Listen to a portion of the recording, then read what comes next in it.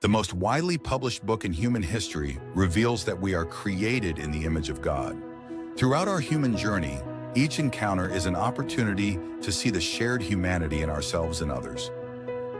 Regardless of one's views on religion, each experience and each story weaves us together towards a common path.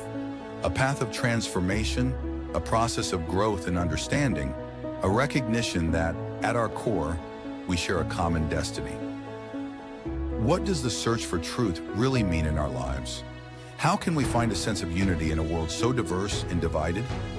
As we reflect on these questions, we start to uncover a fundamental connection that binds us all beyond our differences. Welcome to Created in the Image of God, Building Vibrant Communities, with our host, Wade Franson. Tonight's episode is the independent investigation of reality.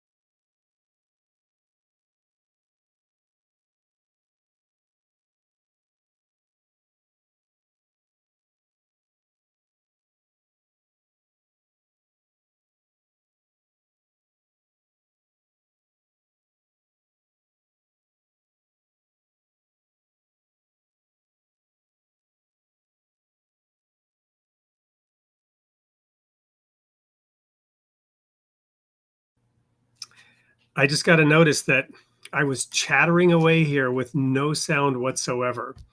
So I'll just cut to the chase of everything I was saying. We have an amazing guest tonight who's returning. His name is Gerry Tostowaryk, and the topic is the independent investigation of reality. We're kicking off a new series on Sunday mornings that will focus on this and other topics as well. But we're starting it tonight with Gerry, who's returning. Most people inherit their worldview. Gerry Tostowaryk decided to question his. In this episode, we explore how philosophy becomes not just an abstract pursuit, but a personal tool for cutting through noise, ideology, and inherited assumptions. And boy, do we need this tool today. Gerry is a lifelong student of history, science, religion, politics, and philosophy. And he shares how a book, For Reasonable Men, sparked a restless pursuit of truth that challenged both his upbringing and his instincts. Welcome to the studio, Gerry. Thank you, Wade. It's wonderful to be back. I'm looking forward to a great conversation. Indeed. And thank you so much for pointing out that I was still muted. I thought it was me. I'm like, So Gerry, it's been probably somewhere around a year, if I'm not mistaken, since we had you on the show. And what has happened in that year? What has your life been like over the last year since we last had you here? Boy, Wade, that's an interesting, I'll try and keep a Reader's Digest version because it's been quite a year. I actually became very ill for a while, and I was in great pain, and I was going to the doctors, and they couldn't find anything wrong, nothing whatsoever. And my doctor one day finally said, after 3.5 months, he goes, well, it's chronic, goodbye. And I'm like, whoa, wait, what? And so to make a long story short, I had to do my own research. And if anybody's suffering chronic pain, I would recommend searching out Dr. Howard Schubiner. As it turned, and then from there, there's a plethora of research in recent years. Anyways, long story even longer, it turned out that there's an amazing phenomenon where the brain and the nervous system and the gut are so complex they can get out of whack. And mine was out of whack, and I just needed hypnotherapy to bring myself back. So it took me 3 months of that. I'm 100%. There was nothing physical wrong, and I'm 110% now. Also, I'm semi-retired, and I'm going back to university online, full part-time, I guess, obviously for philosophy, political science, theology, those kinds of things. So there's there's my year in a nutshell. Quite a year. Well, that's amazing. Tell me a little bit about the hypnotherapy piece of this, because I have my own story about that. But I want to hear how that worked for you and with you. Well, it turns out the brain, and many people will know this, it's more and more emerging research, but it turns out the brain actually causes pain. Pain is a fear response. The brain is concerned there's a danger. And it consisted of a couple of things. My digestive tract was part of it as well. So I had a couple apps. Am I allowed to mention apps on the show? Or Absolutely. there was a Absolutely. okay, You are great app. absolutely. See what I did there? So there's a great app called Nerva, and there's another one on chronic pain. I'll just dig it up here. But anyways, they're curable, which is directly for chronic pain. That it's curable. You send messages to the brain. You reinforce. You keep sending messages to the brain. Everything's okay. Everything's fine. I'm not in any danger. There's nothing wrong. And the brain slowly gets the message, tosses out the old bad messages, and slowly over the period of 3.5 months, I was 100%, almost a year now. Last August long weekend was my first pain-free weekend, and it's been pain-free since then. So amazing situation. Yeah.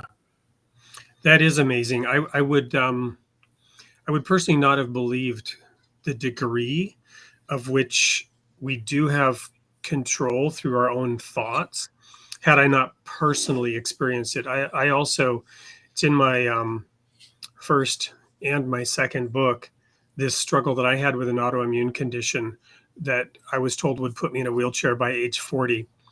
And the struggles that I had with that and overcoming it.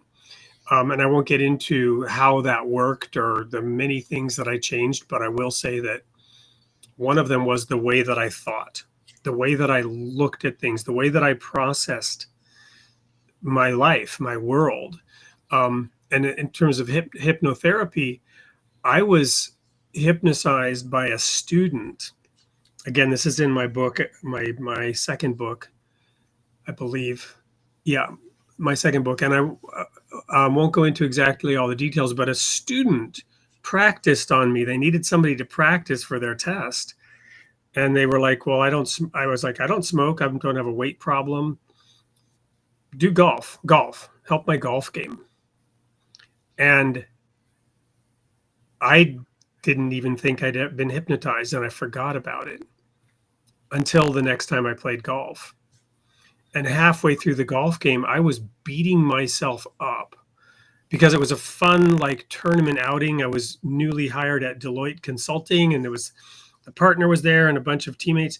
And suddenly, and I'd told people I'm basically just beyond a beginner, and I was golfing like a pro on this 3-par course, and I was beating everybody like crazy, and I couldn't believe it. And I was literally trying to sabotage myself because I was so uncomfortable with the success I was having. And I couldn't not hit the ball well. Boy, until I realized, and there was this comic moment, and I'm literally standing next to the partner, and I literally smacked myself on the head and said, I was hypnotized, because I figured it out on about the 8th hole why I was golfing so well. And from that moment on, you know the rest of the story. My game went to the hot place in a handbasket instantly. Once I figured out why I was doing so well, I was once again able to sabotage myself. Well, that's a discussion in itself. Somebody had asked where my pain was, and I'll get to that in a second. But another thing I wanted to mention, and now I forgot the other thing I mentioned. So I'll go back to the pain first, then I'll come back to the other thing that's important too. But my pain was a gastrointestinal tract, and mostly lower gastrointestinal tract pain.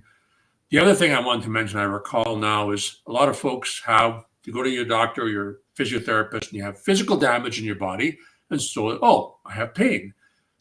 They've done many studies, and they found no difference in physical condition between groups of people with no pain and groups of people with pain. They found all these people with twisted up backs, bent discs in their back out of whack, you name it, no cartilage, and they had no pain. And they found the main difference was the brain, how the brain interpreted these things. And I know I've been told by my doctor, oh, you've got these, you're going to have arthritis because you've got these joint things here like wearing out. I got nothing. That was years ago, and so far so good. So I wanted to mention that in case anybody thinks, oh no, there's no help for me.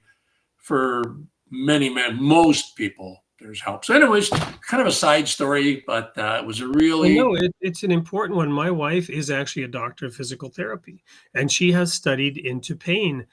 Her statements would probably not be quite as emphatic, but she would absolutely agree that there is a huge mental component to pain, and that there are techniques for pain management that do not involve opioids. Let's put it that way. Yeah, it's amazing. Don't go down the opioid track. If someone Googles Dr. Howard Schubiner, there's also a book called The Way Out by Alan something, but you'll Google the book The Way Out. But there's an opioid crisis because they keep prescribing opioids, and they only work for a while. Then you have to go on higher doses. Well, yeah. The whole idea behind it, everybody knows about the little chart with a smiley face on one end and a terribly frowny face on the other, and the numbers 1 to 10, and you being asked on the scale of 1 to 10, what is your pain level? And if you say 8, you would get the opioids, right? Because they treated pain as the illness, and this was a subjective statement by the patients and the people behind pushing, these opioids for money, right? It was anyway. Let's not go down that rabbit hole. But all of these topics are important in light of tonight's topic, the independent investigation of reality. I hope that there are some people out there who disagree with what we're saying, and we could then invite them to study into it, to independently investigate some of the claims, some of the reality claims that are being made by this, that, or the other perspective. So let's dive into that, Gerry. Where did your fascination come from? How did you begin to question, as it said in the intro, your worldview, the one you maybe inherited? Okay. And, you mentioned it in our past conversation we had a year or so ago that, well, I've always had an interest in philosophy, but one moment, a defining moment, was I was working out of town, and so I was away from the family for a couple of years and had a lot of time on my hands. And I don't know what it was, but I wanted to get a book on the life and times of Jesus. I did not want a religious book at that particular point in time. I just wanted, what was his life like? What did he do every day? How did they live?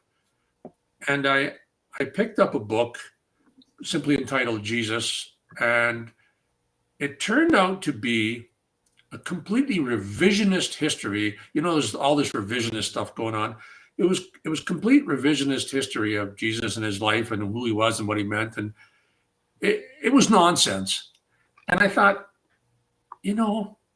anybody can write a book on anything. I decided that day, I'm going to do my own study for and against religion, for and against God, the Abrahamic God, for and against Jesus, for and against everything religion. Read both sides, read people for and against, and just see where it leads me.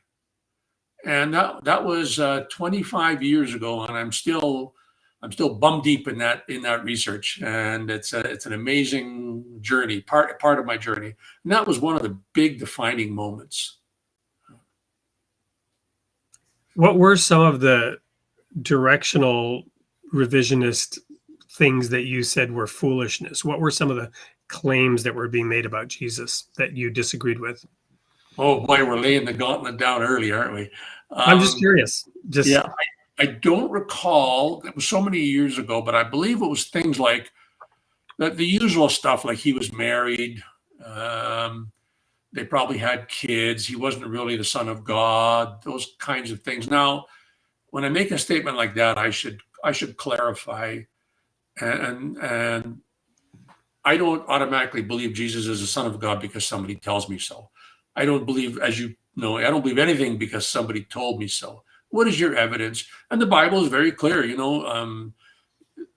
Test everything, seek and you will find. And so there's nothing wrong with doing your research. Prove all things, hold fast that which is true. It says that in the Bible.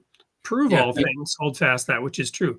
Did you hear that, folks? It says that in the Bible. It doesn't say to accept it on blind faith. And Paul himself even said, if we're wrong, we're the most foolish of people, the most pitiful of people.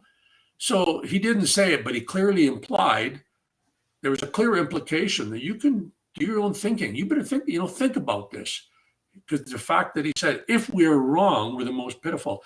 So, and by the way, I did some deep studying into Paul. He was quite a character. Wherever he went on his journeys, even if it was the end of the day and they were tired, he went straight to synagogue to go and start some talking to the Jews there. He was a real determined fellow. Very interesting. So, anyways, those are some of the things that I can recall. But that was 25 years ago, Wade. The only thing I remember for sure is that I thought it was foolishness. Well, speaking of which, I was watching some show and there was a crucifix, right? I don't personally believe that one should have images like that personally, but the one that comes to mind that we've seen is this like poor, sad, emaciated person hanging on the cross. And what we know from the Bible was that Jesus was a carpenter, and you might say a master builder. And these people are not typically emaciated. They typically at least have some degree of physical strength, most likely a considerable degree of physical strength when one considers that Jesus made a whip and chased the money changers out of the temple, right? So the image that people have in their head about some of these things, if one has never questioned it, may lead to wrong assumptions, may lead to wrong understandings. And so to investigate any and all things is powerful and important in my view. I have a question, Wade. I noticed there's a couple questions in the chat. Is there a way I can answer them in the chat? I can't figure that. We can, generally speaking, we don't get too distracted by that right up front. Okay. We generally save some of that to the end, but I can show them and we can discuss them if you want. No, you're right. Just the one question, Howard who? Dr. Howard Schubiner, SCH Schubiner. That's all. Yep. Sorry. And we can put that, I'll put it right in here. Howard, SCHUBENER. INER. Oops. SCHUI. UBIENR. No, INER. Oh, instead of the E. There you go. There. All right. So then this book, and I believe that was from an episode of a podcast that you ran some time ago, but this book, For Reasonable Men. What tell us about that book? Well, I believe the author, if anybody's interested, I believe the author was Dr. Brand Blanchard. I may be wrong on that. That's for so many years, but I believe that was the author. But it was about four men in history who he thought were reasonable. One of them being, the name is escaping me at the moment. He's so well known. The Roman emperor who was the Stoic. Someone can type it in the chat. No. The Roman emperor who was a Stoic. Where's Dan Sanderson when you need him? Yeah. Anyway, it's funny. I just wrote a blog called "From Academic Probation to Scholarship" because I failed. I got an F in Latin literature my freshman year of college from Dr. Kyriakos Stavronidis. And had I paid a little bit more attention, and not gotten that F, I might be able to answer that question today. Yeah, it's on the tip of my tongue. It'll come. He's not an emperor. He was a general, Marcus Aurelius. Thank you. There we go. And him, and then I think John Stuart Mill, possibly. And it was four philosophical thinkers. And I didn't really agree with. There were areas of the book I didn't really agree with, as is natural. But the one thing that struck me at the time was the concept of reasonableness. And like many of us at that time, that was well, a good 25 years ago or more. I wasn't the most reasonable person. And since that day, and since I heard of that book, and since I thought of the concept of reasonableness, I've tried to be a reasonable person. And many people who know me will say you're failing, but I work on it. And the concept of reasonableness has just always stuck with me. It's a great concept. It's certainly not the highest value there is, but it's something to keep in mind in everything we do. Well, and to throw one more reference out there when it comes to understanding who Jesus was, there's a book by a rabbi, I believe he's a rabbi scholar, Daniel Boyarin, called The Jewish Gospels. And it's written in 2012, an amazing book. And it's a small book. It's a thin book. It's scholarly. It's a little bit dry. But if you just sit with it and slowly go through it, he will explain the deep Jewish nature of the Gospels that is the foundation of Christianity. Going into, in particular, the book of Mark, the Gospel of Mark, which is the more Jewish of the Gospels, because it was designed to reach out to the Jews, whereas some of the others were designed to reach out a little bit more broadly. It's just amazing it will bring the Bible to life in a new way, the deep tradition that Jesus was aware of and had, that he both expounded upon and fulfilled. Daniel Boyarin, The Jewish Gospels. Just if anyone's interested in knowing a little bit more about who Jesus really was as a human being when he walked the earth. Well, that's an interesting comment, because I don't know the book, but we could turn that into a real twist to get this conversation really cranked up a notch. Let's do it. So, reason and rationality, but as we probably both agree, if you're going to be a religious person, if you're going to believe in the historical Jesus as the Son of God, you've got to go beyond reason at some point, and you have to go to faith. Right? And so, right, was he born of a virgin? That's a claim. That's not something you can scientifically prove. I believe it was true, but not based on proof, really. And that's a great comment, and that brings about another comment that. One of the things I notice when you're reading an atheist author or an agnostic author, like I've read some of the works of the astrophysicist, Richard Dawkins, and Christopher Hitchens, and many of the famous atheists, they often argue, well, if this God exists, how did he make the sun stand still? That's against all the laws of nature. Well, hold it a second here. If we're debating whether this God exists, okay, then we have to have a couple assumptions here. First of all, if he exists, and we're talking about the God that created this universe, if he exists, he created that sun. He can stop it anytime he wants. He can make it do anything he wants. So you can't automatically you can't use that as an argument, as a self-defeating circular argument. You're basically saying, okay, prove there's a God to me, but any proof you use, I'm going to say, well, that's not logical. So it's a cyclical, circular argument. They're self-defeating arguments, and so you're starting from you're using I think it was Immanuel Kant, who called this world the phenomenological world, and the alleged or supposed other world, the noumenal world. And so they're using phenomenological data or evidence to prove a noumenal existence. If I'm sorry to throw some terms in there like that, but so they're already starting on a wrong footing, with false argumentation when they do that. Well, so let's pause there for a moment. Sounds actually like we're very much on the same page on this. I'm pleasantly surprised. This is a topic that I've spent a lot of time on. To your point, God created the heavens and the earth. We know from Einstein that this is called space-time.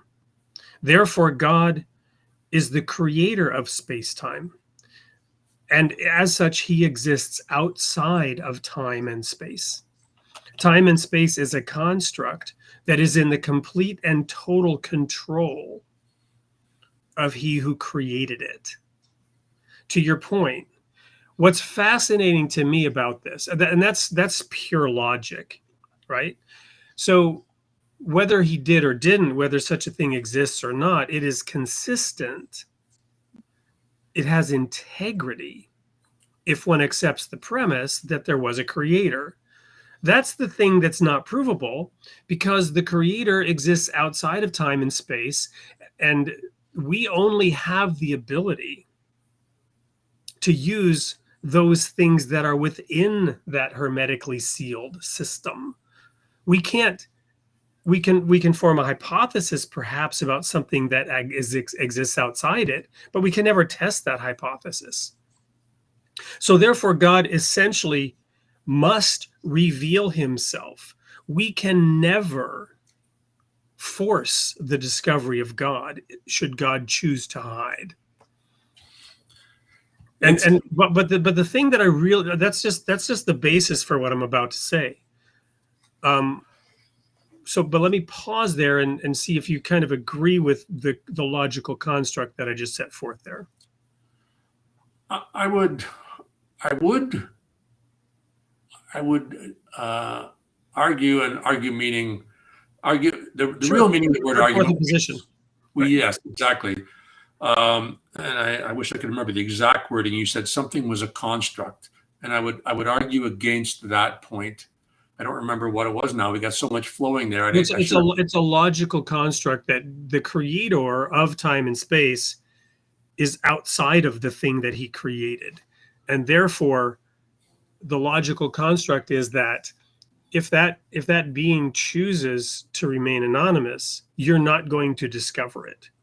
Oh, okay. All right. Because the tools available to you can't possibly work effectively enough outside of the construct, that the creation itself of time and space. Yeah, I can agree with that so far. I thought. So I don't want to spend a lot of time on this because I want to get to another point. Let's do it. And that point is this: the Bible is not a scientific textbook, right? It includes allegory, right? It includes metaphor. It includes poetry, simile. When Jesus was asked, "Why do you speak in parables?"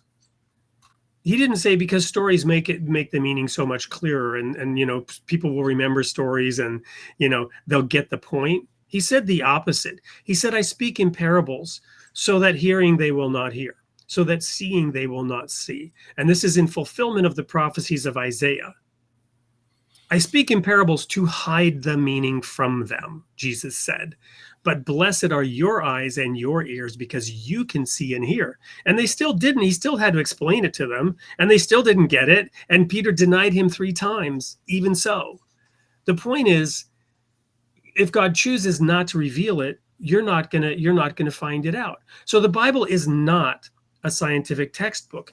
However, if you are seeking to find out, if you are positively inclined to believe, and this is why it says in Hebrews, he that would come to God must believe that he is, and that he's a rewarder of those who diligently seek him. So if your hypothesis is that he exists, he will reveal himself to you. If your hypothesis is that he doesn't exist, he may well hide himself from you, and you will never find him if you are a skeptic.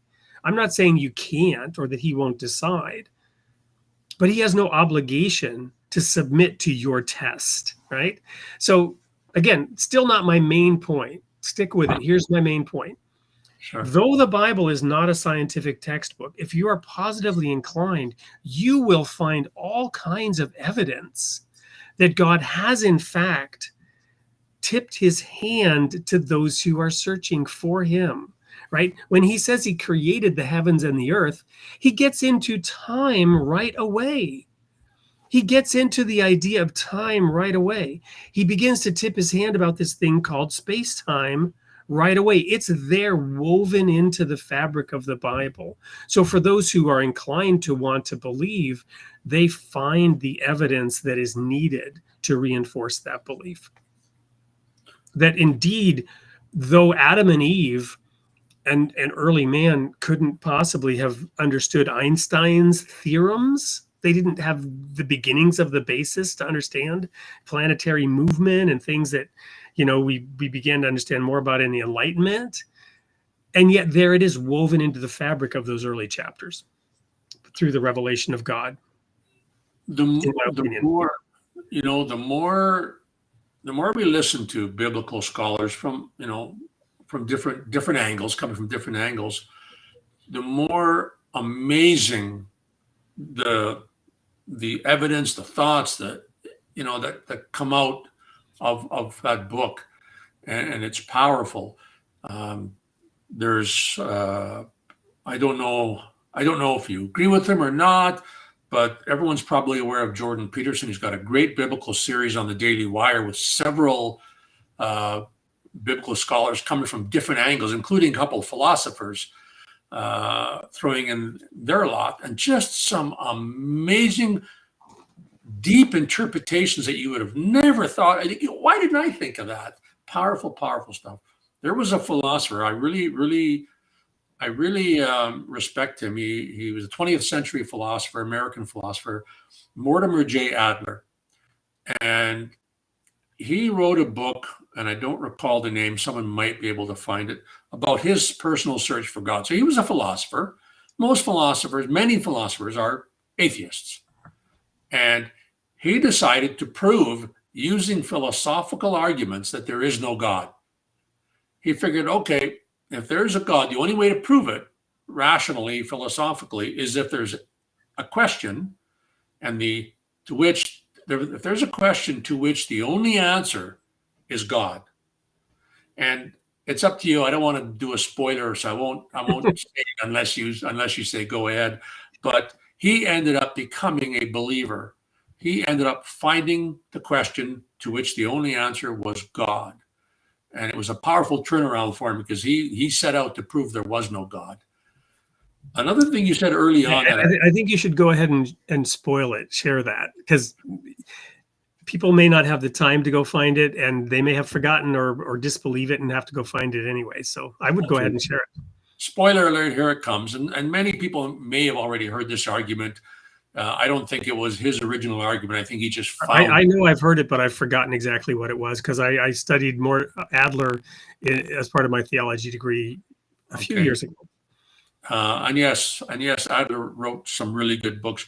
But basically, the question was, why is there something instead of nothing? Yes, and I remember that. The more you dig into that, the more you can't avoid the answer.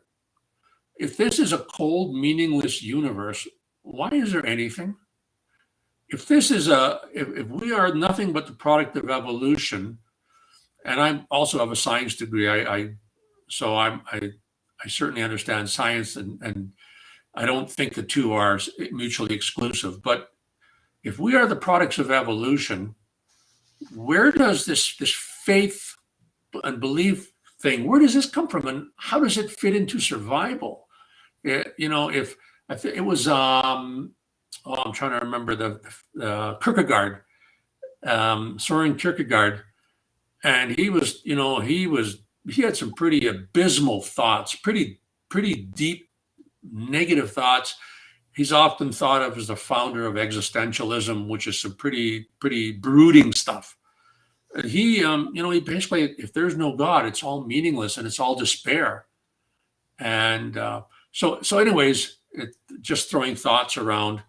And I don't know where I was going with that. But, I wanted to say, early on, you mentioned about interpretation of the Bible. And I don't know where, and you're far deeper into this stuff than me.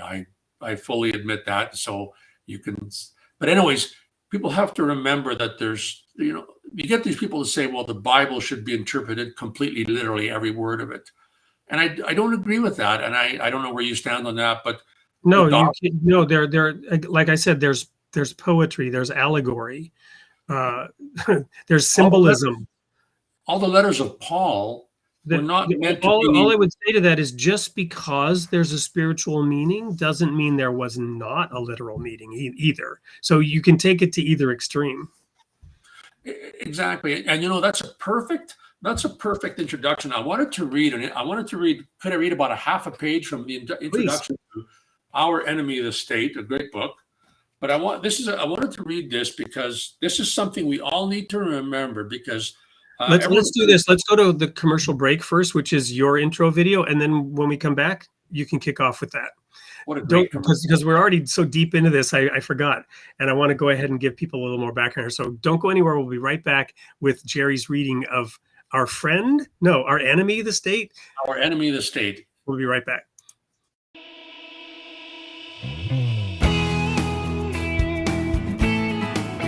Gerry Tostowaryk has been a professional instructor in the real estate industry for some 25 years and spent the last 8 years as the premier ethics instructor for the industry in Canada, regularly instructing courses with learners all across the country. He has recently semi-retired, en route to full retirement from real estate, and has embarked on a new career in philosophy, political science, and writing. He's spending his time between creative endeavors, being back in school for philosophy and political science.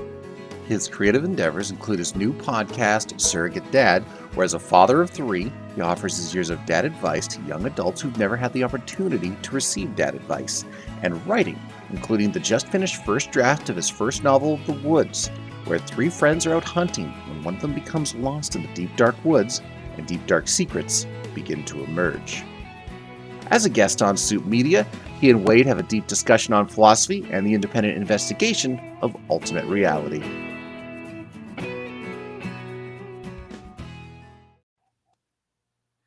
That rounds you out a little bit.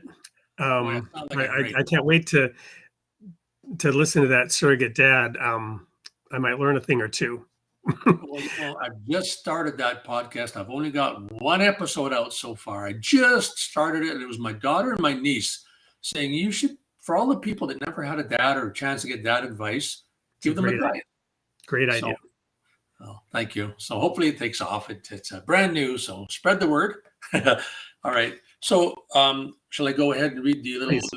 Okay. So this is everyone's heard of Friedrich Nietzsche, and Nietzsche made an interesting observation, and I forget the exact wording, but it was something to the effect of all philosophers really are just writing their own autobiography. Meaning, what he meant by that was it was a criticism that they're thinking what's in their head and how things are, and then they're finding the evidence to match their way of thinking. And so the question is, do we do the same thing? So here's a bit of a reading from the proof texting on a grand scale. It is on a grand scale. So here's this only about 3 sentences, but so in this little intro, I'm going to read the author mentions Hobbes, Rousseau, and Locke. So Thomas Hobbes is well known for that, his saying that life would, without Leviathan, without the state, life would be solitary, short, nasty, and brutish. And there's one more I'm missing, but basically the negative state of humanity. Jean-Jacques Rousseau was the original collectivist, and he had a kind of a negative view of humanity, and he thought we should go back to the early days of cavemen when everything was wonderful. I don't know where he got that idea from. And then John Locke was I wouldn't say a direct contributor, but the American-U.S. Constitution is based on Lockean thought on the individual and the goodness of man. So remember that. He's going to mention these. But anyways, here's something. Here's a thought for all of us to think about. A major problem with political philosophies is that they involve the playing out of the abstract thoughts of their authors. Are the differing visions of a state of nature, as seen by Hobbes, Rousseau, or Locke, grounded in empirical studies of the history of stateless societies, or only the projections of the life experiences, intuitive speculations, indoctrinations, the collective unconscious, and other internally generated influences upon the mind of the writer? As our understanding of the world is grounded in subjectivity, the same question needs to be asked of anyone engaged in speculative philosophy. Is it possible to stand outside our own minds and comment upon the world free of the content of our own thinking? So there's a warning to all of us before we jump to any conclusions, oh, so-and-so is wrong and I'm right. Are we looking for evidence to fit the conclusions we have in our mind, cognitive dissonance, or are we actually saying, open mind, let me hear your evidence. By golly, I could be wrong on this, I could be wrong on that. And throughout history, when you study philosophy, so many philosophers, it seems to me quite obvious, so many philosophers were on the first path, not so much on the second. Even Nietzsche himself, I don't think he escaped it. He probably thought he was independent. And so I thought I wanted to mention that because our topic is an independent investigation of reality. And we all have to consider what is the evidence? So there you go. I wanted to throw that thought out. Therein the rub, right? Therein the rub. So no, I don't believe it is possible to completely step outside yourself. AI is fascinating in that regard, right? I won't get sidetracked on that. What I will say, though, is that I've written an autobiographical trilogy. So those words penetrate deep, right? Because that's what I've done, literally. And I quoted Socrates, who said, an unexamined life is not worth living. But one of the reasons for that trilogy is to process all the really weird experiences I've had in my life and make sense of it. And by putting it in writing and putting it out there, you also expose yourself to criticism and critique. I find it fascinating that on the one hand, you have Calvin and Hobbes, right? The cartoon by Watterson. It's the best little cartoon ever, right? And it goes deep because Hobbes obviously is Hobbes and Calvin is Calvin. You know, the historical characters, and one is a fictionary tiger in the book by this little boy. But the other cartoon that comes to mind is Gary Larson's The Far Side. And the reason that one comes to mind is, all those little cartoons about the scientists squabbling and bickering and their pettiness, right? The Far Side had these one picture, these one panel cartoons, and very often they featured scientists and scholars in really petty squabbles, behaving like kindergarten kids. And it sort of manifests that thing that you're saying about philosophers not being able to escape their own self-referential thinking and just writing an autobiography in that sense. Boy, the more you delve into science and scientists, the more you realize these guys are human. These folks are human. And one of the, I wouldn't say the worst, what's the right wording for it? One of the hardest things to overcome for all human beings is coming to a conclusion that may cut off my job and I may have to go on unemployment. I can't come to that conclusion. Oh, again, personal experience. I resigned from the ministry to separate my faith from my paycheck for exactly that reason, over being told to teach things that I didn't believe in. And there was no judgment of any individual, but there were a lot of other people who went along with it even though they didn't believe it. And they would have preached against it, and suddenly they preached for it because they were told to, and a paycheck was involved. It's there. In fact, that made what you just said just made me think. There's a new website out because science has gone so off the rails. There's a new website out. I wish I could remember the name of it. what's that called when you put out a paper and you find you made some mistakes, so you withdraw your paper? There's a scientific term for it. You retract it, or Retraction watch. There's a website called Retraction Watch, because there's a lot of, I guess I'm really going to lay down the gauntlet here, but you all heard the term woke these days, and there's a lot of quote unquote woke science. So I guess I've really laid the gauntlet down there. But there's so much quote unquote academia that's being withdrawn, retracted, so many papers, and you can go to this website and there are hundreds upon hundreds are being retracted because they've no longer gone into disinterested, and by disinterested we mean I have no interest in the outcome. So I've spoken a lot about this in past years, and I used to try to explain to people that I believe science was biased, and the reason, the simple meme around that was they told me to follow the science. I followed the money, and that's where I found the science, right? So I would say science is biased by the money behind it. But then I talked literally to an instructor in economics, and he said that's not the right way to describe it. The term you should use is there are incentive structures in place. Oh, wow. There are incentive structures in place that determine what the science tells us. It's very simple, and it's not a conspiracy theory. There are incentive structures in place that skew the science just as surely as a magnet attracts certain metals and not others.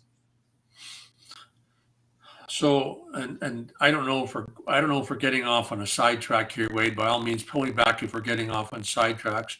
But as my study into philosophy, one of the philosophies, or I guess you'd call it an ideology, that I've studied in great depth, and it's been difficult because these guys are hard to read, has been collectivism, socialism, communism, those philosophies. And you can read their own writing. You can read the authors of some of the most famous Marxists, communists, things like Herbert Marcuse, Antonio Gramsci. There's so many of them, the names I can't even think of at this time. But you read their works, and they tell you, and they told us 60 years ago, here's what we're going to do. We're going to infiltrate the schools, the universities, the family, government, the media.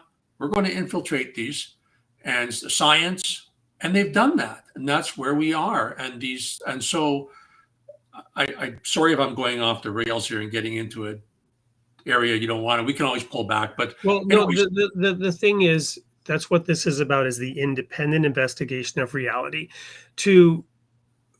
There have been dominant voices, and then there's cancellation of opposing voices. And this is a pendulum swing.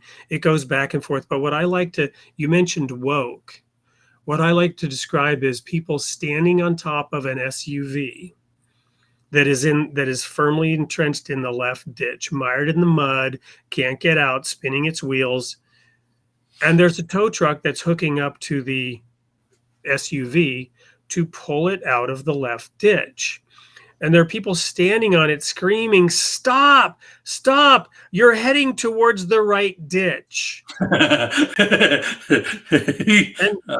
it's true. It's true. And in fact, it's likely that tow truck may well pull the vehicle over the center line and over towards the right ditch, because we lurch forward from ditch to ditch. As I've said, that's a phrase I coined myself. I don't know if somebody else did, but we lurch forward from ditch to ditch. And it's interesting, the American political system, which has kind of devolved into a two-party system, it has its strengths and weaknesses. It tends to do that. But it's like a sailboat tacking into the wind. You cannot sail directly into the wind. You must tack into the wind to make any forward momentum. So you're going to have to veer left for a while, and then you're going to have to veer right for a while, and vice versa. If you just go left all the time, you'll end up in a circle. And there's fascism on the left, not just fascism on the right. Well, if you think of it, both ends of the bell curve where extremism lies on the left and the right, really they're actually touching each other. You just can't see it in a drawing of a bell curve. They just come around the corner and there they are. They meet each other. It's extremism. So are you familiar with the work of Ken Wilber? Ken Wilber. No, I don't even So recognize. in terms of philosophy, and since you're studying philosophy, I'd be interested in, we can circle back on this, in finding out how well respected he is in the formal world of philosophy. But Ken Wilber was a student of philosophy, and he worked on this massive project to integrate all these different philosophies and system. And he came up with something called all levels, all quadrants, and it has 4 colors. And the colors are, I might get them wrong, but let's say it's red, blue, because we have the red, blue states, red, blue, green, and yellow, or something like that. And the thing is, and then there are levels, right? So if you tend towards the green spectrum, you have a certain set of ideological beliefs that are green, right, versus red. But if you want to go to the next level of green, which is a higher level of awareness, a higher level of consciousness, a higher level of understanding, you cannot rise from green to green. You must move around the square to adopt other ideas before coming back to a higher level of understanding and awareness. So in order to have a higher level of kinder, gentler progressivism, you're going to have to veer right for a while to get the kind of comprehension needed to rise above the level you're at. You're going to have to embrace some of the things that you are fighting against. Wow, boy, there's a big discussion. Before I comment on that, I wanted to say 2 things, if I could. Sure. Of all the, I've also studied a lot of political science. Well, not a lot of political science, enough political science. I've studied. I wanted to say, and for anybody listening who's not sure, the United States Constitution is by far the best, most treasured piece of paper I've ever read. The Declaration of Independence, the most powerful words I've ever read. We hold these truths to be self-evident. I don't remember anything I've ever read. Coming from a Canadian. Go ahead. Don't get me going on Canada. So you folks have one of the most powerful constitutions built by men who fought for their freedom, who understood tyranny, who understood freedom. They used Lockean ideals, which it's a long discussion. We could argue that forever. Philosophy in 2,500 years has never reached any conclusions. It's like economists. You could pick all the economists in the world and place them end to end, and they wouldn't reach a conclusion. So that, and the second thing is about the 2-party state. So Canada, United States, I believe Britain, Australia, we are what's called, you're probably familiar with the term, first past the post system, whereas much of Europe is proportional representation. Right. And so in a first past the post system, the party, the candidate that gets the most votes, even if it's 22% of the vote, you got the most votes, you win. You get the whole seat. Whereas Europe is proportional representation. How much of the vote did you get? You got 32% of the national vote. You get 32% of the seats. So you get many more parties. Right? So our system, your system, the good side of it is you get stronger governments and you get more stability. The bad side is you get these majority governments that can do anything they want sometimes, and they do. And we're seeing a lot of that right now. Right? With the proportional representation, you get more weak governments, but the benefit is everybody gets a say in the matter. And so hopefully there's less radicalism. That's a lot of compromise. A lot of compromise. Now, to swing back to your point, was that, and someone might remember the gentleman's name, was it Hawkins, Robert Hawkins, or was that his kind of this Ken Wilber fellow we were talking about, and about the higher level of thought? There's a doctor, I think it was Hawkins, that has had a similar talk about high resolution thought, and I'm wondering if that was the same ideas. Do you know offhand if he was on the same? I don't think. I think there's a different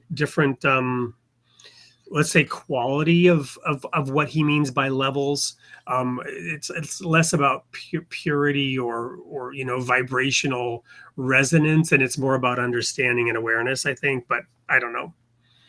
Yeah, Boy, there's so many different ways to approach thought. I don't even know where to start with that. We can go back to the earliest thought, I guess, back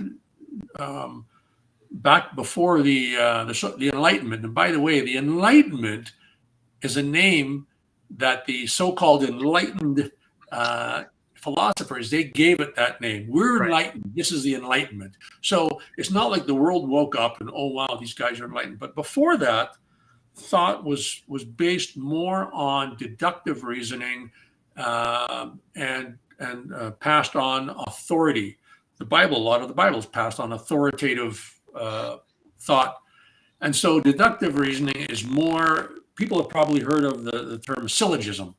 And the most famous example we've all heard, many of us have heard of, is all men are mortal. Socrates is a man. Therefore, Socrates is mortal. And so that's the rationalist kind of thinking, where we have these premises, a conclusion, and we get to high level thought. Then you get empiricism that started with, I think Francis Bacon was, I think, one of the first, if not the first, empiricists. And he said, no, that's all wrong. We need to throw that out, throw the baby out. He probably threw the baby out with the bathwater. But he said, we need to throw that out, and we need to go to empiricism, which is more inductive reasoning, where we don't start with the high level abstract thoughts. We start with the individual. So we observe Wade, we observe Gerry, we observe Susie and Tom and Alice. And from these observations, we bring data, and we take the data and we make these high abstract conclusions. So we start with the individual observances and we go up to the abstract, whereas deductive reasoning is we make these abstract reasoning and we then apply it down to us, to you and I. So there's the original ways of approaching thought, but we're now getting into so much more deeper. Like you mentioned, this Wilber fellow, I'll look him up. I wish I could remember that doctor. I'm sure his name was Hawkins, but he talked about, and I'm not an expert on I haven't studied his thought, but he talked about this resonance and tyrannical thinkers are very low resonance thinking. Hitler, Stalin, very low resonance, and then exactly, and that's what I was intuiting. I'm sure I'm familiar with who you're talking about and the theory. I can't put my finger on it, but Wilbur's is more intellectual than that approach, which is more, I'm going to call it heart and soul, resonance versus clarity, if you will. But it's similar. But this is the thing, right? You can. I often use a tool for a purpose for which it was not intended, right? In order to, we have a bathroom door that sometimes gets locked when we have guests, and it's got a little hole in it, and you have to, and I grab this knitting needle that fits in there and I open the door with the knitting needle, right? It's, whatever tool works in the moment. And sometimes we learn something by using a tool for a purpose which it's not intended, or trying to do something with a tool that's not the perfect tool for it. So I'm not in favor of believing in, one solution. You follow me? In other words, all these different perspectives are needed. And what I should say here, especially as a Baha'i, there's this thing called consultation. And for Baha'is, it has a very specific meaning. And it does include, hypothesis, antithesis, and synthesis, right? In the clash of differing opinions, the shining spark of truth can emerge. The dialectic. Right. But there are certain techniques whereby that thing we talked about early on in the show about getting outside oneself, detaching oneself from one's own views, putting one's view on the table and detaching oneself from that view, so that the idea can be considered on its merits, and we don't have an attachment to my idea. That's powerful stuff, Wade. That's powerful stuff. I would, if I dare make a suggestion to everyone, to everyone, the audience, us, all of us, if I dare make a suggestion, the first place we start, and this is also biblical as well, is Stop looking at the splinter in the other fellow's eye and look at the log in our eye. Amen. It took me a lot of time, and I struggle with it still to this day, but I try to always keep an open mind, and I look at my points of view, no matter how strongly I hold them, and say, where am I wrong? Where is my opponent right? And I try not to look at them as opponents, but we're often on opposite sides of a discussion. Right. But I try and keep that open mind. And when you do, the world opens up to you. It is amazing what opens up to you when you take your dearly held beliefs and just put them one step further away and say, I still hold these dearly, but I'm going to open them up. Right? Yeah, and I'll throw something on that and add to it. Thank you very much for pointing that out. This idea of detaching from one's own idea, you also have to allow somebody else to detach from their idea. What I mean by that is, if you're going to discount the idea because of the source of that idea, you've got some grievance, you've got some estrangement, some animosity towards somebody else. Heaven forbid you follow a political leader who might call an entire class of people a basket of deplorables, right? Because they follow one leader or the other, or one. You follow me? You start using those kinds of labels. You're so short-circuiting the ability to consult. You're not allowing the discussion of the ideas on their own merit. And what you are associated with, speaking about the Bible, Satan is called the accuser of the brethren. When we think about that and let it sink in, when we judge somebody else, right? We are the prosecutor. We're judge, jury, and executioner, right? We accuse them and we judge them. And Satan is the accuser of the brethren. We cannot engage in the work of Satan by rendering judgment and accusation against other human beings, especially based on things like their associations, what political party they might belong to, and so on and so forth. What color, of course, but those are obvious. It's the ideological views that today people feel completely justified in condemning an entire class of people based on their political views, where they would recoil in horror if you did that based on one of these protected categories. But it's the same thing. It's painting them with a big brush of labels. Well, that's a great comment, Wade. And you're probably familiar. Where you're going with this is what's called the ad hominem argument. Yep. You're arguing against the person. Right. And that goes both ways. Even if a particular lady called a particular group of people a basket of deplorables, we don't look at it and say, well, that's so-and-so said that. So, clearly it's idiotic because so-and-so said that. That's an ad hominem argument. And going back to Mortimer J. Adler, one of my favorite poems, which is why I didn't mention where it came from. I mean, people may know, but it's the statement itself on the surface. You don't do that. You don't use that terminology. I don't care who does it. She used an ad hominem argument. And if we go back to that lady and we say, well, clearly she's an idiot or something. Right. We use an ad hominem argument to counter her ad hominem. So it's pointless. But correct. You don't need to do that. No. And Mortimer J. Adler talked about that. And he made a very good point. He used the H person, Adolf. He said, even Hitler had good ideas. He made the Autobahn, the Volkswagen, horror of horrors. How dare I say that, right? I could be crucified for saying that. Right. But the point he was making was, even the worst person in history, exactly, you have to look at and he wasn't the worst, by the way. Stalin and Mao beat him by miles. He was just getting warmed up. In terms of, perhaps. But anyway, yes, let's go. Yeah, let's not go there. Yeah, let's not go in. We're going trading in there are plenty of contenders. There are plenty. That's a good one. There's plenty of contenders. So it's never ever a real argument. That's a fallacy to argue ad hominem. No matter who it is, no matter what they're saying, the only thing we argue about is the argument itself. And And that's, I want to, there's a couple comments up there that are Yeah, let's go there. We're at time. This has flown by. But any comments you want to address, let's do that. Well, let's get those last two first, because they're directly on topic at the moment. What if it's just a bad idea?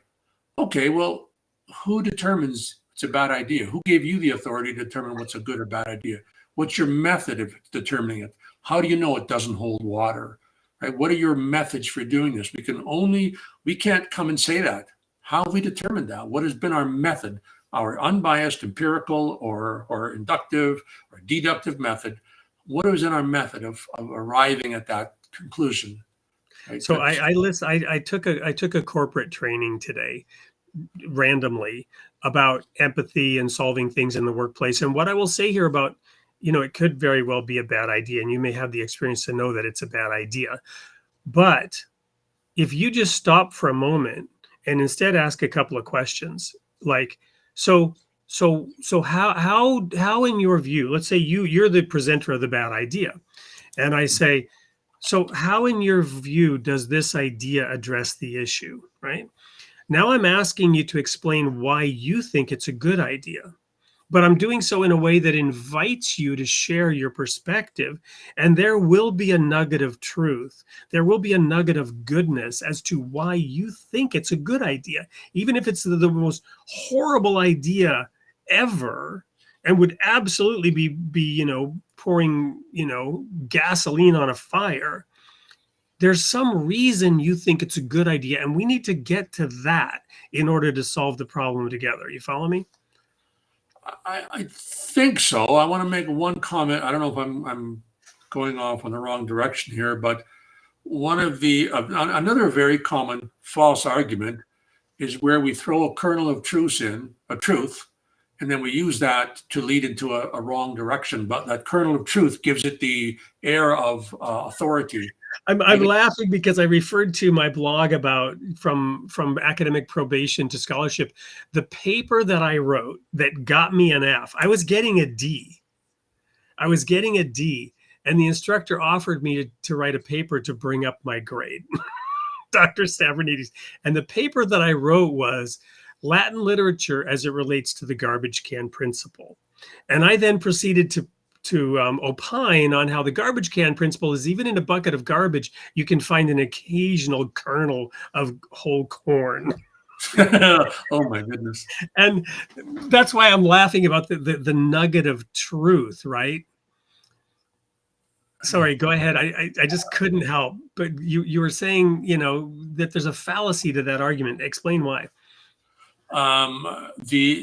You see that a lot these days, right? So I want to put forward a bad position, a knowingly wrong position, a false position. And so I start off with a kernel of truth. I start off with something true, and I just throw it into the mix. But then I lead from there. I make a leap of logic, where I go from A to B. And I think, what's that? Ergo hoc. Right. Propter hoc. This doesn't follow from that. Yeah. But you're proposing a scenario in which somebody really doesn't care about the truth. They're just trying to get their idea to be accepted. I mean, or else they're really foolish and they somehow swallowed this without analyzing it. You know what I mean? Maybe it made sense to them, but it almost sounds more like it's somebody who's purposefully trying to, if I say this, then that will get them to accept it. Unfortunately, more often that seems to be the malicious one there. The second one seems to be more often than the foolish one, where we just got fooled into a position. Well, then I guess I'll bring up this. You may be familiar with the back-to-back Proverbs. I forget which chapter they are, but first it says, "Answer a fool according to his folly, lest he be thought wise," or something. And then right after that it said, "Answer not a fool according to his folly," because he will just turn around and mock you or whatever. So basically, he's trolling you. The point is, it takes wisdom and discernment to know which of those scenarios and how to deal with them. Boy, Socrates was an expert at that.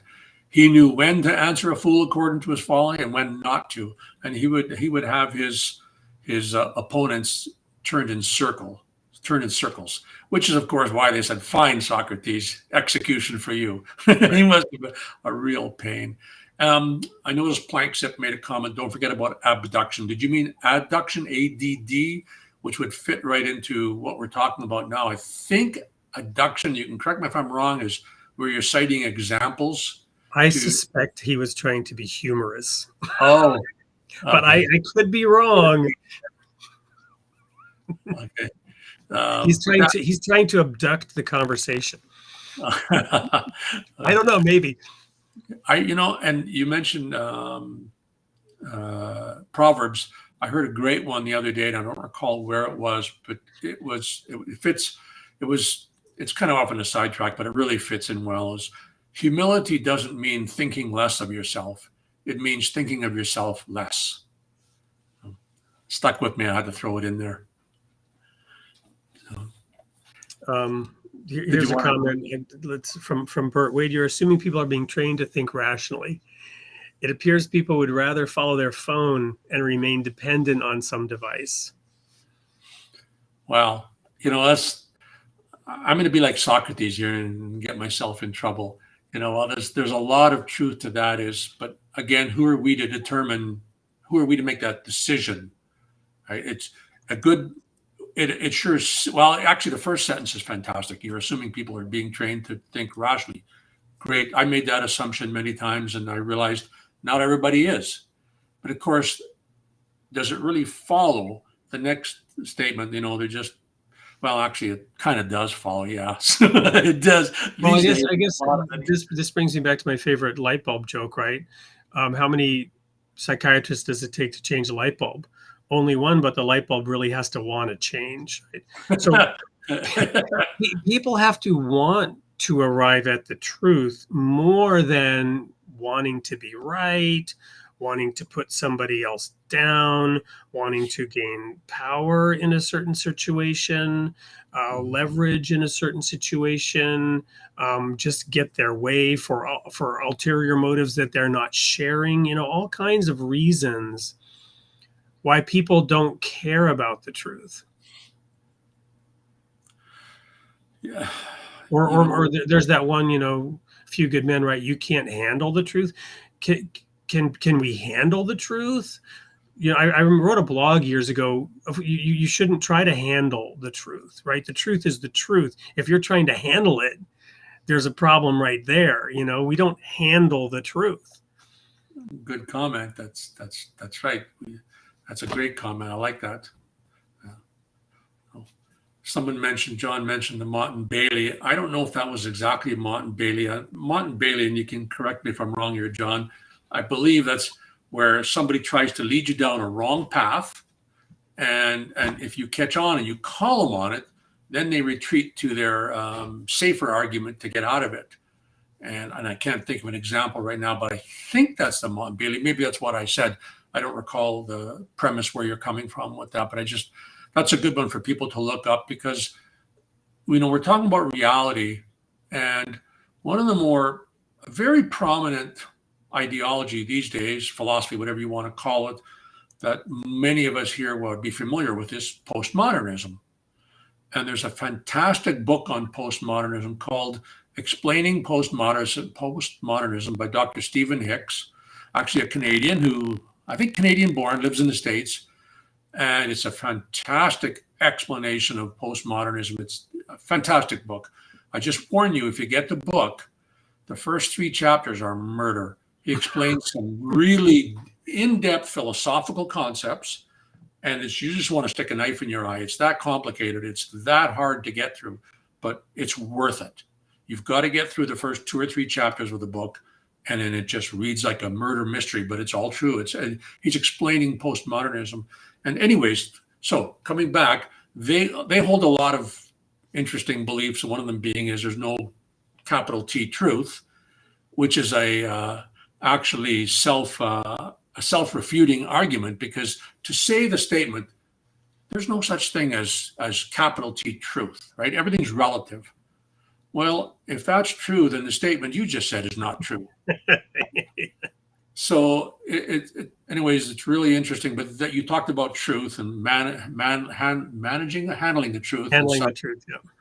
And it's almost, I don't like to infer thoughts on other people. I don't like to infer where they're coming from, but it seems almost irrefutable that they have to know they're coming from a very weak place philosophically, a very weak place rationally. Their arguments can be taken apart because they use these Mott and Bailey tactics. They use deflection. They'll often deflect an argument. They'll use putting the blame back on you. So it's like having a rational argument with them is almost impossible. So but this gets back to that why I brought up The Far Side by Gary Larson. For those who don't know it, go look up some of his cartoons. They're funny and brilliant. But again, showing the petty nature of scientists, because we elevate these people as though they're so rational, and intelligence, IQ and whatnot, doesn't mean that you have good people skills, right? That you and by that I mean emotional intelligence, right? So it's maybe not so much that they're being manipulative. They just are completely not self-aware of how their own passions and their own desires are ruling and controlling them. I mean, I think you mentioned that the first few chapters of that book were brutal and they're hard to get through. I think the way that our minds work, there's like a constant little carrot and stick mechanism going on in our head for our attention. And we're chasing some form of sugar in every moment, right?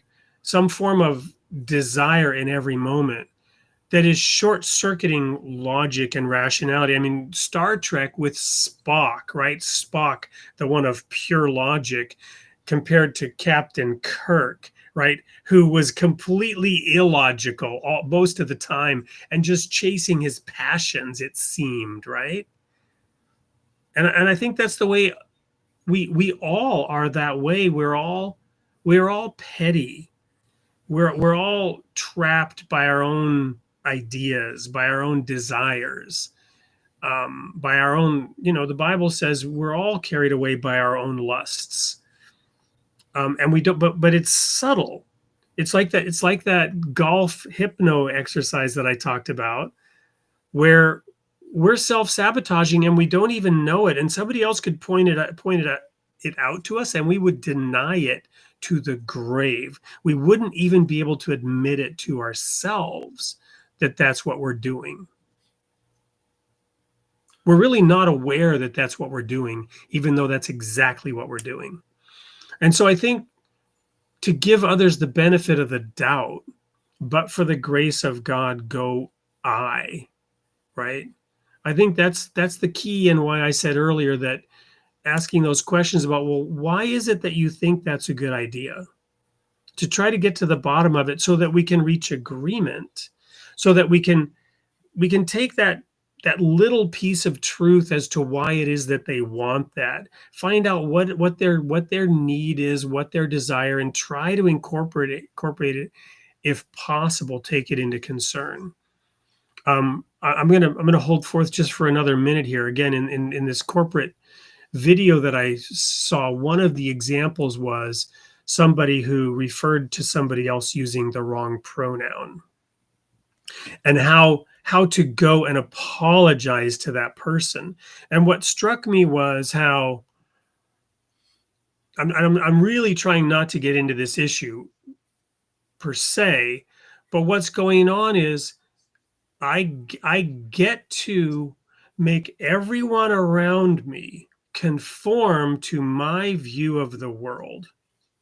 And if they don't conform to my view of the world, they have to come apologize to me that they see it differently. I'm so sorry that I perceived you to be a man when you're really claiming that you're a woman. I'm so sorry that I referred to you as a woman when you're claiming to be a man. There's a certain power dynamic, a certain dynamic of being right, in my view, and insisting and enforcing that view on everyone around me, and they must conform to my view of reality. I'm not commenting on the actual issue. I'm commenting on the dynamic of how we we're not rational. We're not rational human beings. Well, I can't argue with that. I can't argue with that at all. And there is a lot of that going on these days. Let me throw a monkey wrench into the works here and go back to the famous Saint Augustine, who put forward the concept of benevolent torture. Are you familiar with benevolent torture? No, I love the phrase though.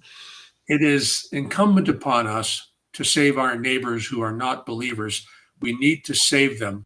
And if that means torturing them to get them to confess, to believe in God, then that is a good thing. But nobody expects the Spanish Inquisition, said Monty. Nobody expects the Spanish Inquisition. So that was, if you go through history and you study philosophy, study theology, you study thought, human thought, and all of humanity is replete with those of us wanting to make everybody else conform to our beliefs. So I try really, that just struck me I don't remember when the light bulb went on, but I try really, really hard not to do that. Now, that said, of all the postmodernist literature I've read and all the postmodernist views I've read and people talking and discussing with them, I can't see where they're coming from. It's just complete gibberish, nonsense. And I don't like to impute nonsense on another human being. I'm trying to understand where they're coming from, but I can't find anything there. I can't find anything to grasp onto. Yeah. Well, what is truth is one statement, right? We could equally ask, what is love, right? Because when you said, the reason I kind of laughed at benevolent torture, not knowing where it was going to go, it's not funny when I learned what it really was. I thought maybe it was something else. But it says also in the Bible that God chastens every son whom he loves. There's a phrase or a quote in the Baha'i faith that says we should accustom our children to hardship. And somebody shared this quote with me earlier on, and somehow I remembered it as acquaint them. We shouldn't acquaint them. We should accustom them to hardship, right? Where's child protective services in all this, right? No, this is a teaching in the Baha'i faith. We should accustom our children to hardship. God chastens every son whom he loves. What is love, right? And who perceives it as love? And people perceive God as some sadistic, malevolent entity, right? Why? Because he would chasten every son whom he loves. He would provide correction when needed. Oh, that's two great points I want to hopefully comment on. Two fantastic points. The first one, we should accustom our children to hardship. That's biblical. It's in the Bible. No, that's a Baha'i quote. A Baha'i quote. Oh, well, okay. you could say, there's this saying that says people think is in the Bible, right? Spare the rod and spoil the child. It's not. That's not in the Bible, by the way. Well, let's use that as an example, anyways. But there are indicators that it's something that could be in the Bible.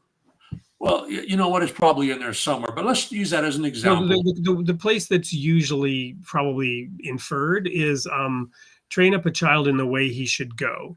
And when he is old, well, no, foolishness is bound up in the heart of the child, but the rod of correction will drive it from him. That's probably where that comes from.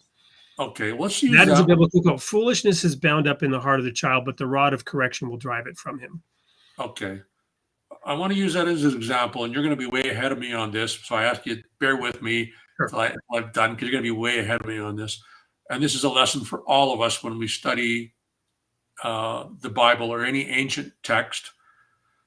The Greek language, which much of the Bible, what the surviving records we have, much of it was written in Greek. Greek's a very powerful language. Words can mean so many things. And so we don't just jump to a conclusion. For example, we talk about fear of God in the Bible. Well, they didn't mean fear as in be afraid and run and hide.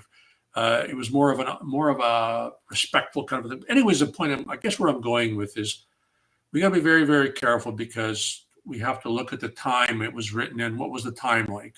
What were they really trying to say? How many different meanings did this word have?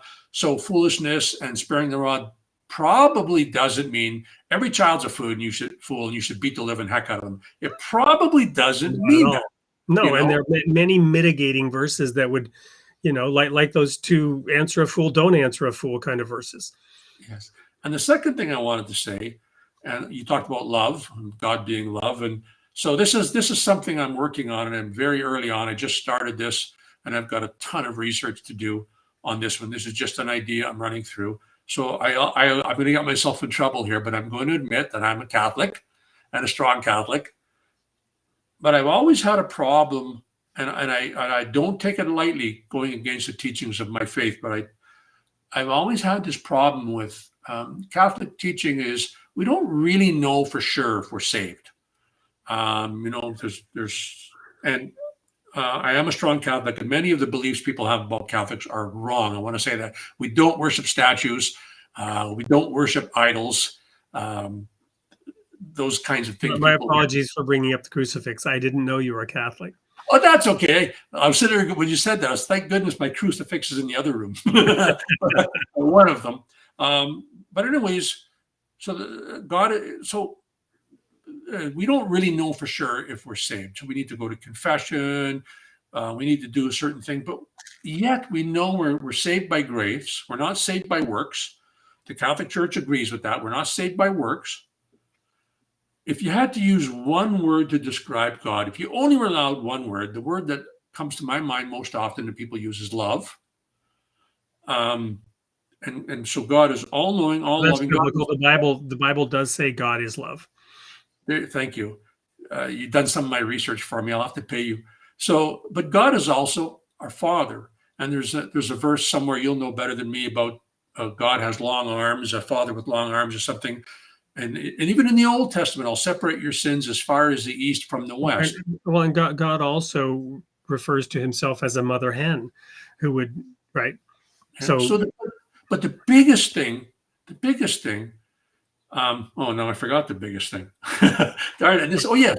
So okay, God sends his son in the Bible to die for our sins. If that ain't enough, what is? What could be more than that? What could be? So I really I'm struggling with this. I'm going to be putting together some kind of a paper on this. It's going to be a lot of work, a couple of years maybe. But I'm struggling with that because it just doesn't all line up. I'm a father. Well, let me share with you something that I've been thinking about a lot. Okay, yep. As a father, there's no way I would sentence my children to eternal damnation, burning for some sin. And that's not in the Bible. That's not in the Bible. The idea of, remember we talked earlier about parables? Hell is referred to in parables with Jesus. It does not mean what it appears to mean in the parable at all. So I've clearly got to have that talk with some other folks. Get different. Well, let me share with you one thing that this was a big epiphany, because even Bob Dylan talked about Abraham on Route 66, right? That song, Abraham said to God, "Where do you want this killing done?" And he said, "Out on Highway 61," right? So okay. When he was set to kill, was that Isaac? Isaac, right. So, but here's the point. It occurred to me, Jesus in the Garden of Gethsemane, on the night before his crucifixion, prayed Father, let this cup pass. And this is just my idea. Take it with a grain of salt. I have no authority. I believe Jesus was really changing his mind at that point. He really didn't want to go through with it. And he was thinking there's got to be another way. And it occurred to right. I sure would be. It says he was tempted in all ways like we were. So of course, and knowing the Bible and being a smart guy generally, not to mention everything else, the Son of God, he realized that God provided a sacrifice for Abraham that was not his son, a ram. So it's my fantasy that Jesus at that moment said, hey, where's the ram in the bushes? Where's the rabbit that you're going to pull out of a hat to spare me your son from going through with this? Oh, interesting. Right? Because Abraham didn't have to sacrifice Isaac. He thought he was going to have to. And then in the end, God provided an alternative. So where is it, God? Where's the alternative? That's my fantasy. But Jesus prayed, nevertheless, your will be done. And why was I thinking about this? Because it says Jesus learned obedience through the things that he suffered. And that verse never made sense to me. And it did when I realized, wait a minute, at that moment, he decided he didn't want to do it, and there's got to be another way. And in the end, he submitted to God's will rather than the way. There is a way that seems right unto a man, but the ends thereof are the ways of death, it says in the Bible. So the Bible, the Word of God is just mind-blowing in its perfect complexity. So layer in now, am I my brother's keeper? What was the first really big sin? It wasn't eating the forbidden fruit. It was Cain killing Abel. When God told Eve that she would have pain in childbirth, little did she know there would be no greater pain than watching her firstborn son kill his younger brother. That far and away, we talked about pain being imaginary, that far and away went above and beyond the pain, the actual physical pain in childbirth. So to me, that was the real whammy was, yeah, you're going to have, now that you've done this is how it's going to play out. You're going to have pain in childbirth. You're going to watch your older son kill your younger son. And Jesus said, am I my brother's keeper? Well, he was his brother's keeper. Greater love has no man than this, that he laid down his life for his friends and his brothers. So yeah, it's a tough nut to crack and a tough pill to swallow, but God chastens every son whom he loves, because this life is not all there is. And it's not the fires of hell that await us. It is paradise. It's just a matter of how much of that we will seize. How much fruit of the Spirit have we developed in this life? Love, joy, patience, but also the hard virtues, obedience that comes through suffering through it, which is why we have to accustom our children to hardship, because God chastens every son whom he loves. If you try to pamper and coddle your child so that they never experience any hardship, you could not do a greater disservice to them. Wow, some great thoughts there, Wade. Let me play back. You'll do a much better job than I and your father, because I'm like lightning bolt from heaven kind of father, right? I'm not the gentle kind typically, right? I really struggle with that because I see things maybe so clearly in my own mind, and then that can be harmful if we're not more sensitive and kind in the way that we express them. I'm sure you'll do a better job than what I just did on your fatherly podcast. But those are some of my thoughts around this topic. I'll be the fire and brimstone dad. So, question for you. So I've often reflected on Jesus in the Garden of Gethsemane as well, and I don't have any. It never, not for long, anyways. It didn't trouble me. Question: behind faith, is Jesus fully human and fully God as well? Um, mm, Let me say my thought. You can comment. fully God is a tough one, because there's no way God could put everything into a human being. God is so far beyond our comprehension, right? Okay. So Well, let me say my thought, and then you can sure. fully comment on it. Then you'll know exactly where I'm going, and you can comment better. It hasn't troubled me because Jesus, whether he's fully human, fully God, but he's both. That's exactly what he would say. The human part goes, "Yeah, God, I got a different idea. Can we try this?" Yeah. But the God part would say, "Your will be done."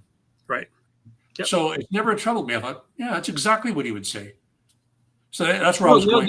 it wasn't the prayer that troubled me. It was the fact that it says he learned obedience. Because again, if he's fully God, why did he have to learn anything? So You know the how verse better than how I how do. and why did he learn obedience? You follow me? Hmm. Yeah, I'm. If he's fully God, he doesn't need to learn. He knows it. Is that what you're Exactly. going at? Yeah. So one thing I wanted to say earlier in the podcast, and it just came back to me now. We're talking about reality, and we're talking about Well, arguments and for. I want to acknowledge this perspective here, since I'm pontificating here. Okay. Or he knew it was going to be recorded and wanted to pass along the follow-up line, not mine, but yours. And there's that, of course. Yeah. I don't personally ascribe to that view, but it's a valid. It could be very true. Um, I want to believe that Jesus did in fact struggle and suffer at times the way we did, versus just being above it all. I don't think yeah, it's a great point, definitely worthy of discussion. But I don't, on his mind at that time, with what he knew was coming, well, I better make sure I don't want to look bad in history. I better make sure I say this line. Well, I But don't think that's what he's saying either. I think it's just, I want to make sure that others, that this moment benefits others. I don't think he was concerned about how he would come across. You're You know right. what I mean? I misread that one. Yeah. Yeah. Yeah. Sorry there, God is good. But a point I wanted to make earlier, and we're talking about reality, we're talking about arguments for and against God. I know this is not my argument. This has been made by many, but it's an almost, I don't know any way around this argument. Name another time in history where 11 men went to a horrible death rather than say, "Oh, we were just kidding. We made the whole thing up." Right? There's no other time in history 11 men, like, they made some pretty amazing claims. We saw him. We saw him come back to life. We walked with him. We saw the holes in his body. The Holy Spirit came down. All these things happened. Yeah. And What was in it for them? yeah, they didn't go around looking for money and buy nice houses and live a good life. That they lived an awful. They were really rough life. Yeah, And the faith chapter goes through that in Hebrews 11, about all the suffering of all the men of God throughout history, right? They all did so because of that hope of a greater reward in the future. That's one way, if it's transactional, right? I'm not saying that there wasn't altruism as well, but part of it is that knowledge, that awareness that God is a rewarder of those who diligently seek him. There's ultimately a higher reward, whether that's Maslow's hierarchy of needs, right? Self-actualization, right? Or the paradise with the however many virgins, 120 virgins or however many is that you're supposed to have in paradise. Whatever that future reward concept is, it's teaching us and training us to delayed gratification. Have you heard of the marshmallow test? maybe, So although there are those. Here's how I heard it. I believe it to be true. We could research further into it. There is a test that can be done on 2-year-olds that is determinant of future success, and it's the marshmallow test. You okay. give them a marshmallow and you tell them, if you don't eat this marshmallow, 15 minutes from now you can have 2. And if a 2-year-old can already consciously sort of control their impulse and wait for delayed gratification, that is an indicator of future success. I haven't heard of the marshmallow test, but I'm well aware. Yes, delayed gratification is one of the main predictors, or is a major predictor of success in life. Yeah. So I was referring to the remaining apostles after Judas got so ignobly ended his life there. But of course, many Well, others. I also, there were actually 12, right? Because there was a replacement for Judas. And there's a guy who wrote a book. He's been on the show actually twice. He works for FEMA. And there was Joseph, I think it was Joseph of Arimathea, was it? Anyway, there was one person, they cast lots to see who would replace Judas. And the lot fell on the one person, not on the other one. And he studied into that other one who didn't get chosen, right? Whose name was featured in the Bible as the one who did not get chosen.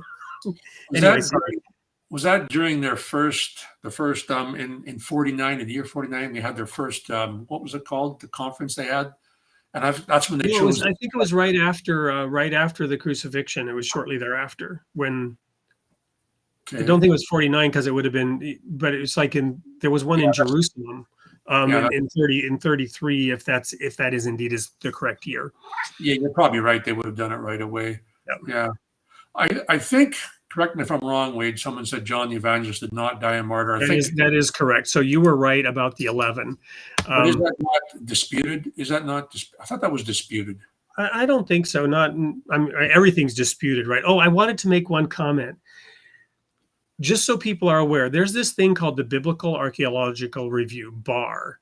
And when I went on the City of David Archaeological Expedition in 1981, we studied into this and we learned about this. And it struck me how the people who were celebrated and made a name for themselves through Biblical Archaeology Review and other means, the biblical scholars who became famous were the critics of the Bible, were those who tried to disprove the Bible and show that it was wrong.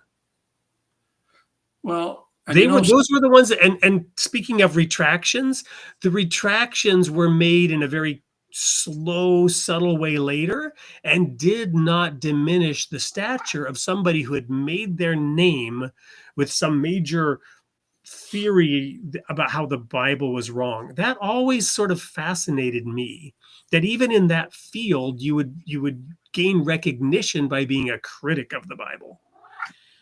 Well, that's an interesting comment, and somebody made a comment very early on in our discussion about I forget what it was, prove that there is no God, I think it was. And I just wanted to say, when you're trying to prove a negative, that's very, very difficult to do. Right. When you're trying to prove a universal negative, that's literally impossible to do. So I love the idea. And many people have tried to prove there is no God, the Bible's false, and those kinds of things. And I've read a lot of that literature because that was my search for 25 years now. And I'm still on that road. And I've yet to find one argument of any consequence against religion, against the Bible, not one of any consequence. It was funny. Everyone remembers Richard Dawkins' book, The God Delusion. And I don't know if people know, but Dawkins is coming around. He's flirting with Christianity. He may even be a Christian. I don't know. Somebody might have the up-to-date poop on that one, but I don't know for sure. But I read the book, The God Delusion, and it was interesting. There were no arguments. There was zero. He would say things like, so if he wanted to make a point of a scholar that he agreed with, he would say, the esteemed Nobel-winning scholar so-and-so said this. And if it was a biblical scholar, he would say the foolish so-and-so, so ad hominem arguments. But it was an interesting. There was not an argument in the whole book, not one. And there was actually another famous atheist whose name escapes me. Anybody can Google this. But this other famous atheist reviewed the book, and he said, I'm embarrassed to be an atheist. So, and as a matter of fact, Mortimer J. Adler, spoke about Dawkins one time. And, Dawkins, fantastic and highly intelligent man, incredible astrophysicist or whatever he is. I think it's astrophysicist. Fantastic, highly intelligent man. But like Adler said, he should stick to his own field, really. We should all stick to our own field, right? So So oops, I was wanting to share this one here. Regarding others who made the supreme sacrifice besides the 11, maybe one could read chapter 19 on Fort Tabarsi in a book called The Dawnbreakers. This is the history of the Baha'i faith. Full disclosure, I'm a Baha'i, so I thought I'd throw out this plug. But my point being that all the major world religions had their martyrs and those who sacrificed for that future, right? So to me, just full disclosure, the Bible is not the only revelation of God. That's my view. God has and it says so in the Bible itself, in various and sundry ways throughout history, God has spoken to us by the prophets, and in this latter days, being 2,000 years ago now, he spoke to us through his son, right? The Son of God, Jesus. That's in my mind undisputed. But there are indicators throughout history. So, for example, in the nativity story, the wise men were Zoroastrian magi. The wise men who came and brought gifts to Jesus were of the Zoroastrian faith. This is readily provable through internet search. I have my own theories that go deeper than that as to how they knew what the star was, how they could triangulate the location based on a star. And that has to do with the book of Daniel that they were most likely familiar with from Nebuchadnezzar. But that's for another day. The point is, the truth is out there. And getting back to the title of the show, as I bring this plane down to a crash landing, independent investigation of the truth, science and religion and philosophy, and any discipline of study where one searches into a matter can, in my opinion, draw one closer to God, as you mentioned about Dawkins, perhaps turning a corner after having tacked so far into the wind that he came full circle. yeah, it's an interesting. When I heard that, I was like, wow. Oh. Maybe. I mean, we'll have to check up on you and see if that's even true.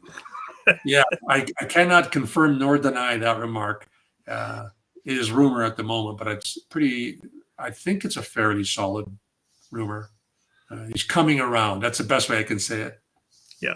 Well, I'm sure we missed a bunch of comments, and this was a wild ride through all of these topics. But Gerry, it's been thoroughly enjoyable. I can't remember the last time I went 45 minutes overtime in this show, violating my own principles and rules about trying to keep it to an hour.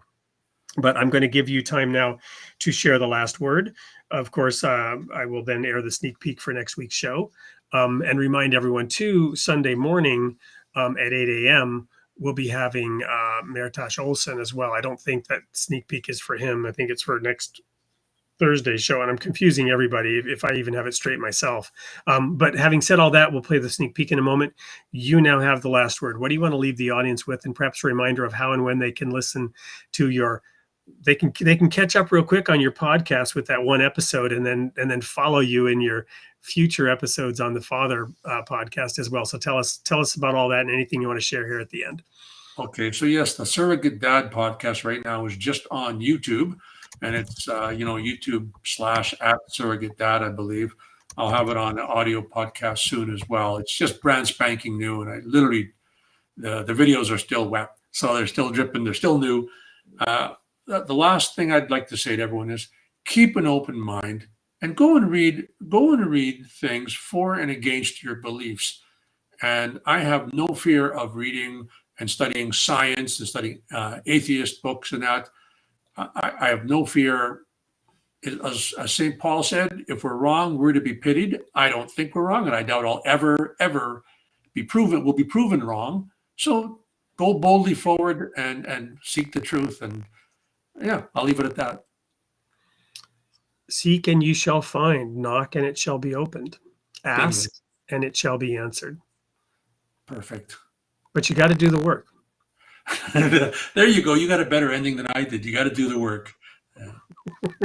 It's been a pleasure, Gerry. We'll have to have you back and talk more about where your wisdom about being a dad comes from and other things. But thank you so much for taking the time tonight. And this is a really important topic, and hopefully we made it fun and somewhat relatable to the audience. Wade, thank you very much, and thank you, everybody. Sorry I couldn't get to everybody's comments. It's been a slice, and hopefully we'll see you again. Awesome.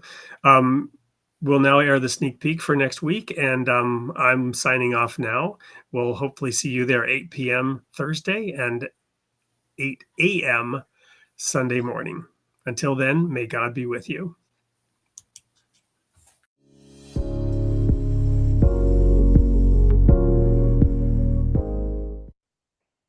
Hey everyone, it's Wade Franson, and I am back with another sneak peek of episode 160 this time, airing on July 22nd, Created in the Image of God, Building Vibrant Communities.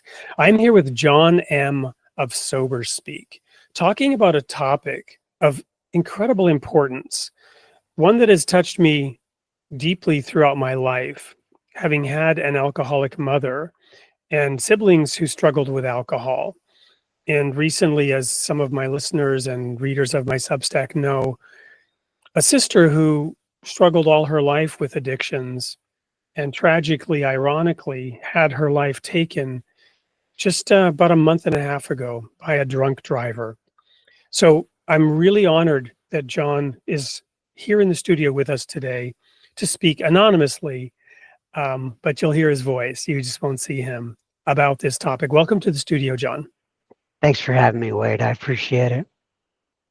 Well, I'm really interested in sharing this with the audience from a number of perspectives. The first is, the tie-in with religion and your work is actually very strong. We prayed right before this because that is a habit that you have.